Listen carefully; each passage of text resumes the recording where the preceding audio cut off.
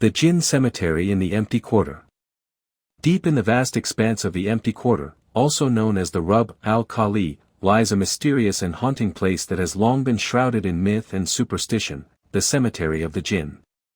The Empty Quarter, one of the largest sand deserts in the world, is a place where the lines between the natural and supernatural seem to blur, and the stories of this eerie cemetery are told with both fear and fascination by those who know of it. The legend begins with the nomadic Bedouins, who have lived in the desert for centuries. They speak of a place where no one dares to travel, a place where the wind howls like a mournful spirit, and the sand shifts in strange patterns. It is said that those who wander too close to this burial ground of the Jinn never return, lost to an unseen force that lives in the dunes. Locals claim that the cemetery was once the final resting place for those who had angered the Jinn, supernatural beings who inhabit the desert.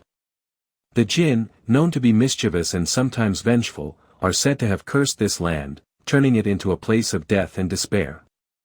There are stories of travelers who ventured into the desert seeking a shortcut, only to find themselves lost and disoriented, with no explanation for how they became trapped in the shifting sands.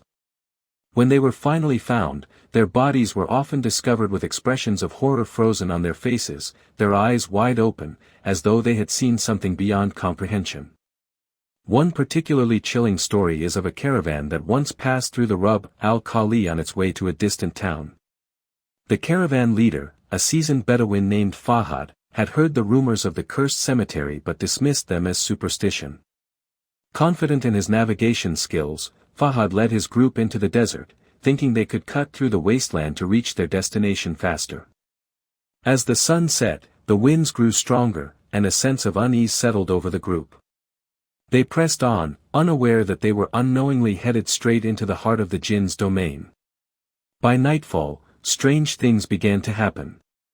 First, it was the sounds, a low, whispering wind that seemed to carry voices from all directions. Then came the shadows, dark shapes darting across the dunes, just beyond the reach of their campfires.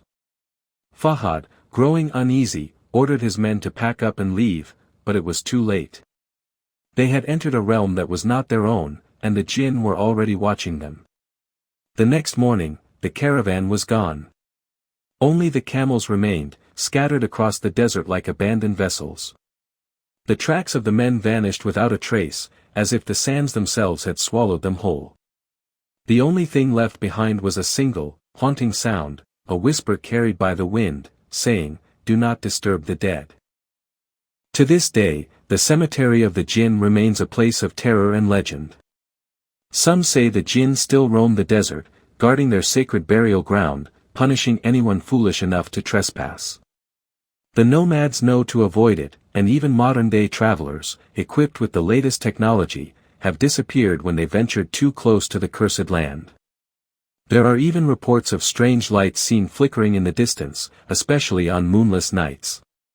Some believe they are the spirits of the lost travelers, still wandering the desert, trapped by the Jinn's curse. Others believe that the lights are an omen, warning others to stay away from the cemetery, where the spirits of the Jinn and the dead still linger. The Rub al-Khali, with all its beauty and danger, continues to hold its secrets.